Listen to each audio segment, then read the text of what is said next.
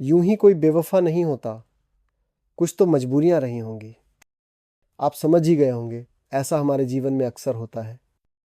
यह पंक्ति सिर्फ एक शेर नहीं, बल्कि एक गहरी सच्चाई को बयां करती है।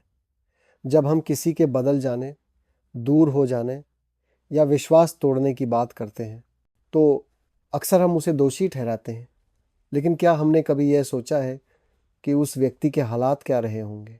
बेवफाई सिर्फ एक क्रिया नहीं, एक कहानी होती है, अधूरी, अनकही और अक्सर मिसअंडरस्टूड। कभी हालात ऐसे होते हैं कि इंसान को अपने जज्बातों को कुचलना पड़ता है। कभी समाज, कभी परिवार, तो कभी समय की मार उसे मजबूर कर देती है और हम बिना उसकी मजबूरी जाने उसे बेवफा कह देते हैं। कभी कभी प्यार में भी त्याग करना पड़ता है और वो त्याग सामने वाले को बेवफाई जैसा लगता है। कभी कोई अपने सपनों के लिए, तो कभी किसी और की खुशी के लिए पीछे हटता है। क्या वो वाकई बेवफा है, या हालात ने उसे वो रास्ता चुनने पर मजबूर किया? हमें यह समझना होगा कि हर कहानी के दो पहलू होते हैं। हम जिस दर्द से गुजरते हैं, शायद सामने वाला उससे कहीं ज़्यादा टूटा होता है।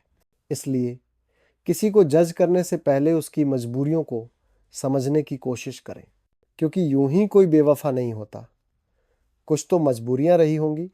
आशा करता हूं जीवन की यह सच्चाई आपका जीवन बेहतर बनाने में उपयोगी होगा। धन्यवाद।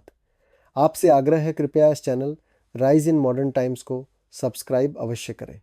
साथ ही लाइक करें, कमेंट करें।